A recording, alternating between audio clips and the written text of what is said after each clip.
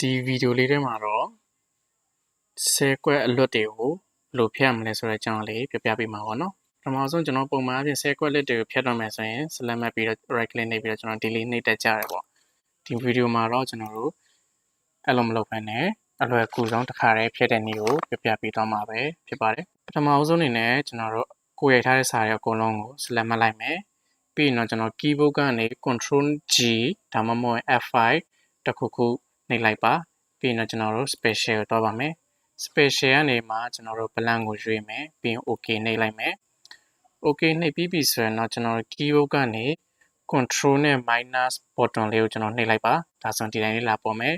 ပြီးရင်တော့ကျွန်တော် shift set up ကိုနှိပ်လိုက်ပါပြီးရင် okay နှိပ်လိုက်ပါဒါဆိုရင်ကျွန်တော်တို့ set ကွက်အလွတ်တွေကတခါတည်းပြတ်သွားမှာပဲဖြစ်ပါတယ်